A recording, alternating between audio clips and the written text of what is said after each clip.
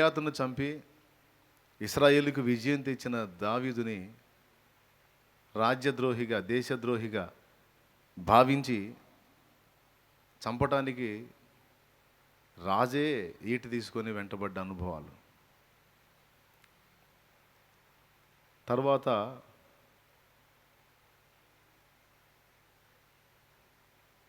తన చుట్టుముట్టి ఉన్నటువంటి ఇతర పరిస్థితులు, తన తన భార్యని మరొకడికి ఇస్తాడు. సౌలు దావీదు భార్య అయినటువంటి మీకాల్ని మరొకడికి ఇస్తాడు. తనకు వాగ్దానం చేసిన ఆమెని ఇంకొకటికి ఇచ్చి పెళ్లి చేస్తాడు. 1కి 2 సార్లు ద్రోహం జరిగింది దావీదుకి.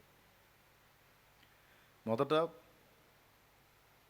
మేరబునిచ్చి పెళ్లి చేయాలి, ఆమెని ఇంకొకటికి ఇస్తాడు. సరే, ఆమె అయిపోయింది, మీకాలు ఉంది కదా అని మీకాలను చేసుకుంటే మీకాలను కూడా దావీదు యొద్ద నుండి తొలగించి మళ్ళీ ఇంకొకటి చేతిలో పెడతాడు. తన భార్యను మరొకటి పరం చేస్తే హృదయం ఎంత గాయపడిద్దండి.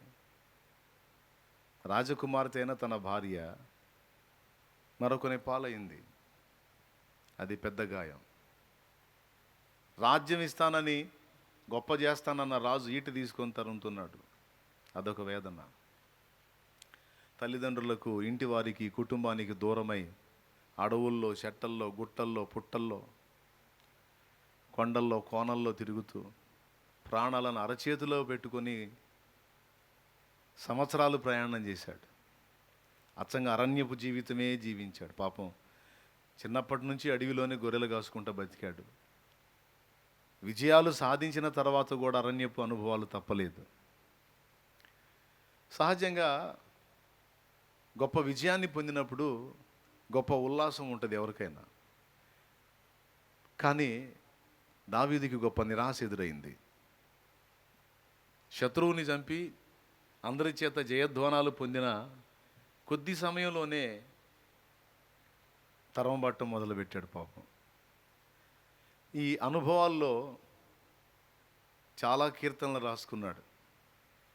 వారు నా మాంసమును భక్షించాలనున్నారు అంటాడు. వారు మాట నా నోటికి వచ్చిన తోడనే అపార్థం చేసుకుంటారు. మాట నా నోట వచ్చిన తోడనే నాతో యుద్ధానికి దిగుతారు, కొట్లాటకు దిగుతారు, గొడవకు దిగుతారు అని. ఎందుకని అలా అయిపోయారు మనుషులు? ఎందుకని దావీదుని అంతగా క్షోభ పెట్టారు అంటే, దావీదుని అపార్థం చేసుకున్నారు. ముందు గుడ్డి రాజు అపార్థం చేసుకున్నాడు గుడ్డితనంతో. రాజు ప్రవర్తనను బట్టి కొంతమంది మనుషులు కూడా ఆ రాజుకు సపోర్టుగా లేచి దావీదును తరమటం మొదలుపెట్టారు. మరి రాజే ద్వేషిస్తున్నప్పుడు ఇక మిగిలిన వాళ్ళు మాత్రం ఏం చేస్తారు అన్నట్టు. ఆ స్థితిలో అన్ని వైపుల నుంచి బాణాలు తగిలినట్టు తగులుతూ ఉన్నాయి. కానీ అంత భయంకరమైన పరిస్థితుల్లో, ప్రతికూలతల్లో నేను బతికి బట్టగడుతున్నాను, నిలిచి ఉన్నాను అంటే దానికి కారణం నువ్వే దేవా అంటాడు. నా దేవా, నాకు ఎదురైన పరిస్థితులు నువ్వు ఎరగనివి కావు, నేను ఎదుర్కొంటున్న శోధనలు నీకు తెలియనివి కావు. నా గుండె పిండినట్లు అయిపోతుంది, నా కాళ్ళు ఇక నిలకడగా ఉండవేమో, దిగిపోతానేమో, ఇక మళ్ళీ బయట పడలేనేమో అన్నంత పరిస్థితి నాకు వస్తుంది. నిలుకయ్యని అగాధపు దొంగ ఊబిలోనికి నేను దిగిపోతున్నాను, నన్ను లాగేస్తుంది అని వాపోయాడు. ఇది దావీదు భక్తుని జీవితపు అనుభవం. అంతవరకే, ఆ ఒక్కడికే అది ఉంటే దాన్ని గ్రంథస్థం చేసి మనకియాల్సిన అవసరం లేదు. దేవుని ప్రేమించి, అమితంగా ప్రేమించి దేవునితో నడుస్తున్నటువంటి భక్తులకు ఇలాంటి పరిస్థితులు, పరిణామాలు ఎదురవుతాయి అనేది అక్షర సత్యం. ఎదురవుతాయి. హృదయం గాయమైపోయిద్ది, అపార్థాలకు గురవుతాం, నిష్కారణపు ద్వేషానికి గురవుతాం. కారణాలు ఉండవు, ఎందుకు ద్వేషిస్తారో తెలియదు, కానీ ద్వేషిస్తారు. ఎందుకు మన మీద చెడ్డగా ప్రచారం చేస్తారో తెలియదు, కానీ చేస్తారు. ఎందుకు మన పతనాన్ని ఆశిస్తారో తెలియదు. కానీ కొంతమంది అయితే మనం చచ్చిపోయామన్న వార్త వినపడితే బాగుండని ఎదురు చూస్తుంటారు. అంత కక్ష వాళ్ళకి ఎందుకు వచ్చిందో మనకు అర్థం కాదు. ఆ? కొన్నిసార్లు మన అనుకున్న వాళ్ళు సైతం మనల్ని అర్థం చేసుకోరు. నా అనుకున్న వాళ్ళు సైతం అపార్థానికి గురవుతారు, అర్థం చేసుకోరు, వాళ్ళు సహా బాధపడతారు. ఇలాంటి సన్నివేశాలు భక్తులకు తారసపడతాయి. ఇది సేవకుడు, విశ్వాసి, పరిచారకుడు అన్న భేదం లేదు. దేవుని ప్రేమించి దేవుని వెంబడిస్తున్న వాళ్ళకి జీవితంలో కొన్ని ఇలాంటి ఎదురవుతుంటాయి. మనకి అర్థం కాదు ఎందుకు ఇట్లా జరుగుతుంది అనేది. కొన్నిసార్లు విపరీతంగా ఏడుపు వచ్చిద్ది, బాధ కలిగిద్ది. నేను చేసిన ద్రోహం ఏంటి, నేను చేసిన అన్యాయం ఏంటి, నేను వారికి ఏం కీడు చేశాను, ఎందుకు నా విషయంలో ఇతరులు ఇలా ఉన్నారు అని చాలా బాధ అయిపోతుంది. ఓ రకంగా చెప్పాలంటే నరాలన్నీ చచ్చుబడిపోయినట్టు నిరాశ, నిర్లిప్తత అంటారు. ఇలాంటి అనుభవాల్లో గుండా ప్రయాణం చేస్తూ ఉంటాం కొన్నిసార్లు మనం. మీలో ఎంతమంది ఇలాంటి అనుభవాల్లో ఉన్నారు, ఇలాంటి అనుభవాల్లో ప్రయాణం చేస్తున్నారు, చేస్తున్నారు? ఒకసారి చేతులు ఎత్తండి. అవునా? అందరూ దాదాపు అదే అనుభవాల్లో ఉన్నట్టున్నారు. కానీ అలాంటి పరిస్థితుల్లో దావీదు ఆశ్రయించింది దేవుణ్ణి ఒక్కడే. ఒకవేళ దావీదు దేవుణ్ణి తెలుసుకొని ఉండకపోతే, కలుసుకొని ఉండకపోతే, ఎరిగి ఉండకపోతే బహుశా చచ్చిపోతుండే.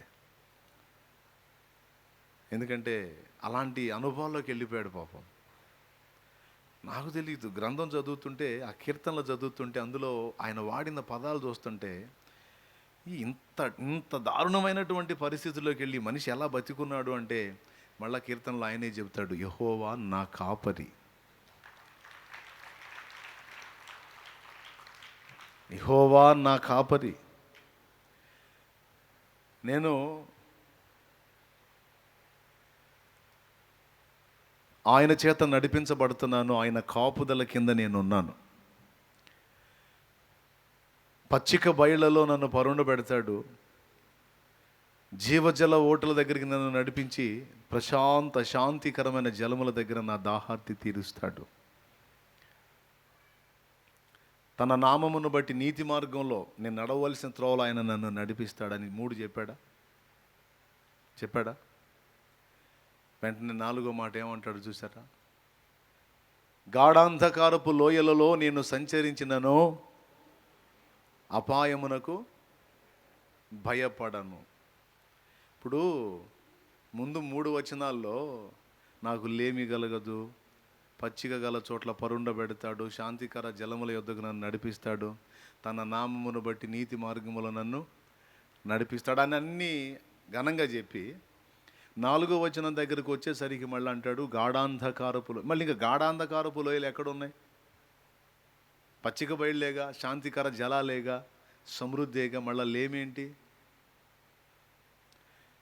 ఇక్కడ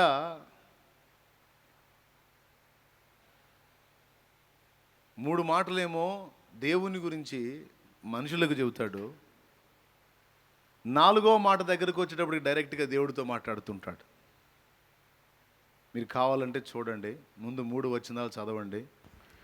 యెహోవా నా కాపరి, నాకు లేమి కలుగదు, పచ్చిక గల చోట్లను ఆయన నన్ను పరుండజేయుచున్నాడు, శాంతికరమైన జలముల యొద్ద నన్ను నడిపించుచున్నాడు, నా ప్రాణమునకు ఆయన సేద తీర్చుచున్నాడు. ఆయన అన్నాడా? ఆయన అని ఎవరికి చెబుతున్నాడు? ఇతరులకు చెబుతున్నాడు. నా ప్రాణమునకు సేద తీర్చుచున్నాడు, తన నామమును బట్టి నీతి మార్గములలో నన్ను నడిపించుచున్నాడు. అయిపోయింది. 3 వచనాలు అయిపోయినాయి. ఈ 3 వచనాల్లో ఆయన ఆయన ఆయన ఆయన ఇలాగా, ఆయన అలాగా అని ఇతరులకు చెప్తున్నాడు. కానీ 4వ వచనం వచ్చేసరికి గాఢాంధకారపు లోయలలో నేను సంచరించినను ఏ అపాయమునకు భయపడను, నీవు నాకు తోడయ్యుందువు, నీ దుడ్డు కరయు నీ దండమును నన్ను ఆదరించును. దేవునికి స్తోత్రం కలుగును గాక.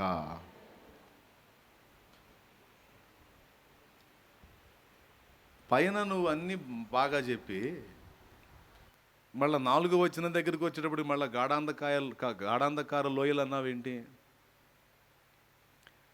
అంటే ఇది కూడా ఉందా? ఉంది. ఆ కింది వచనాలకు వస్తే లాస్ట్లో అంటాడు, నా శత్రువుల ఎదుట నీవు నాకు భోజనము సిద్ధపరచు. అదుగో, అంటే శత్రువులు కూడా ఉన్నారు. అంటే ఈయన శత్రువులుగా భావించిన వాళ్ళ, లేకపోతే ఈయనని శత్రువుగా భావించిన వాళ్ళ? దావీదు ఎవరిని శత్రువులుగా భావించాడండి చెప్పండి? ఫలానోడు నా శత్రువు, ఫలానోడు నా శత్రువు, ఫలానోడు నా శత్రువు అని దావీదు ఎవరిని శత్రువులుగా భావించాడు? కానీ మీకు తెలుసా, సౌలును దావీదు శత్రువుగా భావించలేదు, కానీ సౌలే దావీదుని శత్రువుగా భావించాడు. ఇతర రాజ్యాల వాళ్ళు కూడా దావీదును శత్రువుగా భావించారు. అయితే దావీదు అంటాడు, నాకు గాఢాంధకారపు లోయలు ఉన్నాయి, అదేవిధంగా శత్రువులు కూడా ఉన్నారు. అయితే గాఢాంధకార లోయల విషయంలో నాకు చింత లేదు, ఎందుకంటే ఆయన దుడ్డు కర్ర దండము నన్ను ఆదరిస్తాయి, నాకు ప్రొటెక్షన్ ఇస్తాయి, నాకు కాపుదలగా ఉంటాయి. Praise the Lord. అలాగే శత్రువుల ప్రస్తావన వస్తే నాకేం భయం లేదు, ఎందుకంటే ఆయన నూనెతో నా తల అంటి ఉన్నాడు, నా గిన్నె నిండి పొర్లుచున్నది. ఎందుకంటే నేను చిరకాలము యెహోవా మందిరంలో నివాసం ఉండాలని ఫిక్స్ అయిపోయాను. నా కోరిక అది. నేను ఆయన రెక్కల నీడలో ఉంటాను గనుక గాఢాంధకారపు లోయలకు భయపడను, శత్రువులకు భయపడను. ఎదురవుతాయి కొన్నిసార్లు. ఇప్పుడు గాఢాంధకారపు లోయ అంటే అక్కడ ఇంకొక మాట కూడా ఉందండి. ఇప్పుడు అక్కడ వాడిన పదం కొంచెం ఆశ్చర్యాన్ని కలిగిస్తుంది. 4వ వచనంలో, గాఢాంధకారపు లోయలో నేను సంచరించినను ఏ అపాయమునకు భయపడను, నీవు నాకు తోడై ఉందువు, నీ దుడ్డు కర్రయు నీ దండమును నన్ను ఆదరించును అన్నాడు. ఇప్పుడు ఆదరించును అని రాయకపోతే కాపాడును అని రాయొచ్చుగా, అవునా? నీ దుడ్డు కర్రయు నీ దండమును నన్ను కాపాడును, నాకు కాపుదలగా ఉండును అనొచ్చు కదా. మిగిలిన భాషల్లో ఇది పక్కన పెడితే తెలుగు భాషలో వాడిన పదాలు తక్కువ అంచనా వేయకూడదు మనం. వాటిల్లో మంచి ప్రత్యక్షతలు ఉంటాయి. Praise the Lord. గట్టిగా చెప్పండి మీరు. అందుకే ఎక్కువ తెలుగు బైబిల్లో ఉన్న పదాలని నేను ఇష్టంగా తీసుకోవడానికి ఆసక్తి చూపుతాను, మెయిన్గా తీసుకోవటానికి.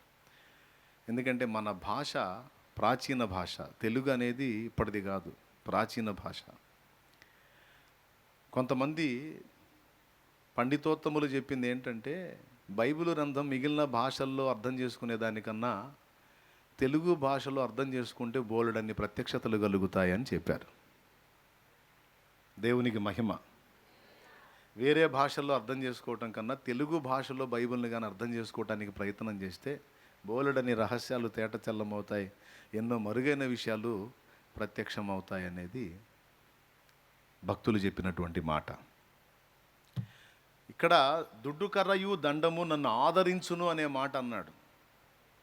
కాపాడును, కాపుదలగా ఉండును, నా మీది గాఢాంధకారపు లోయల్లో నా మీదికి వచ్చేటువంటి క్రూర జంతువుల్ని కొట్టును అని అట్లా ఏం ఆ పదాలేం పెట్టలా, ఆదరించును అనే మాట వాడాడు.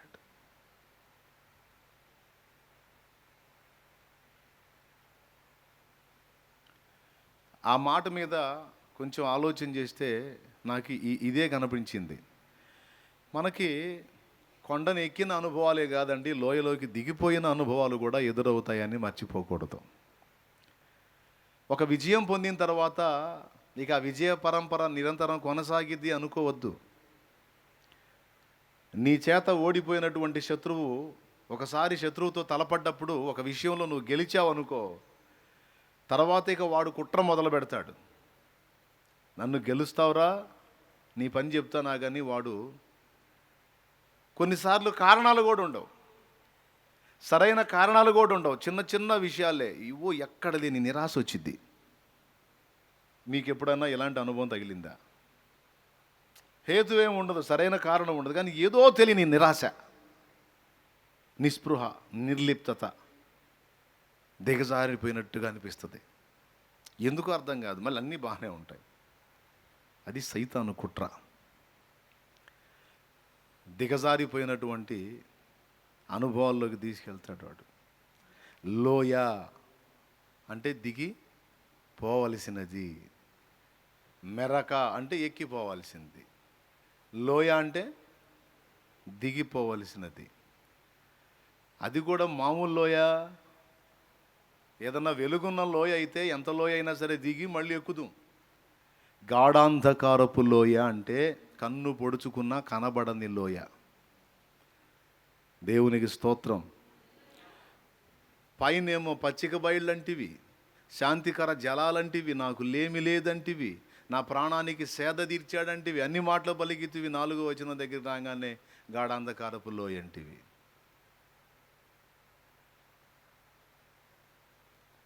అసలు ఈ లోయ లేకపోతే బాగుండేది కదా.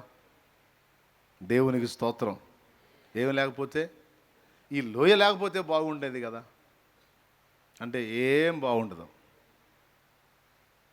మనకి ఈ పాఠం ఎప్పుడు గుర్తుపెట్టుకోవాల్సిన పాఠం. విజయాలే కాదు, కొన్నిసార్లు అపజయాలు, నిరాశలు ఎదురవుతాయి. ఇక్కడే దేవుడు తన బలమైన పనిని జరిగిస్తాడు. పచ్చిక గల చోట్ల పరుండ చేసేటప్పుడు అక్కడ ఆయుధాలేం వాడలా, శాంతికర జలముల యొద్దకు నడిపించేటప్పుడు ఆయుధాల ప్రస్తావన రాలా, వస్తువుల ప్రస్తావన రాలా, ప్రాణానికి సేద తీర్చాడన్న దగ్గర ఏ ఆయుధాల ప్రస్తావన రాలా, దండం ప్రస్తావన రాలా. గాఢాంధకారపు లోయ అనగానే అక్కడ 2 పదాలు ఎత్తాడు. అక్కడ నీ దుడ్డు కర్రయు నీ దండము. దండం అంటే తెలుసా? దండం అంటే ఏందో. దుడ్డు కర్ర అంటే తెలుసు, దండం అంటే ఏంది నాకు తెలిసింది నేను చెబుతున్నా.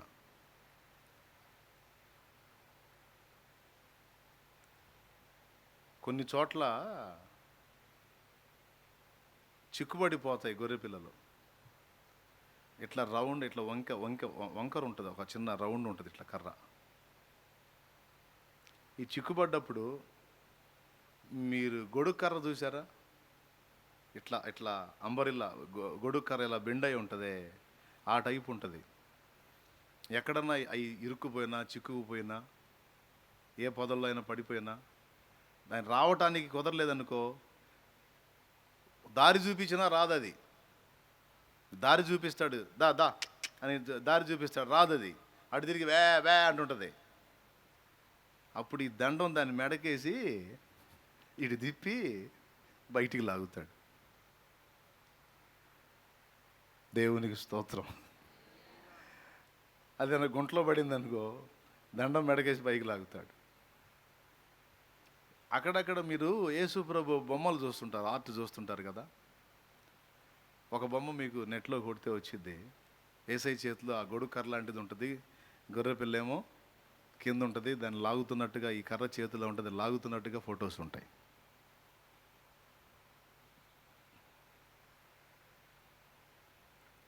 దండము ఒక రకంగా చెప్పాలంటే అదిగో ఆ చేతిలో ఉంది చూడండి రౌండ్గా,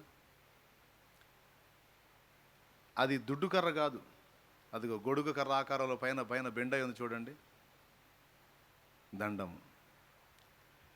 ఇట్లాంటి పరిస్థితుల్లో మనకి పచ్చిక బయళ్ళు, శాంతికరమైన జలాల అనుభవాలే కాదు, గాఢాంధకార లోయల్లో దిగిన అనుభవాలు, నిష్కారణమైన నిర్హేతుకమైన ద్వేషాలను అనుభవించిన అనుభవాలు మనకున్నాయనేది దేవుని వాక్య సత్యం మనకి చెప్తున్నటువంటి పాఠం. మనకి అది ఉంది, ఇది ఉంది. మనకి కొండలెక్కిన అనుభవాలే కాదు, లోయల్లో దిగిపోయిన అనుభవాలు కూడా ఉన్నాయి. అయితే ఇక్కడ ఒక పాఠం దావీదు మనకు నేర్పుతున్న పాఠం ఏంటంటే, లోయలలోనికి దిగిపోయిన అనుభవమైనా నేనేం కలత చెందను. అది ఆకోరు లోయ అయినా, బాకా లోయ అయినా, ఏమండి, ఎండిపోయిన ఎముకలు గల లోయ అయినా, ఏ లోయ అయినా, గాఢాంధకారపు లోయ అయినా, ఈ లోయలన్నిటికీ భిన్నమైన గాఢాంధకారపు లోయ అయినా, అసలు ఆ లోయలో ఏముందో కూడా తెలియని లోయలోనికి దిగిపోయినా నాకైతే భయం లేదు. ఎందుకంటే నాకు ఆయన ఉన్నాడు.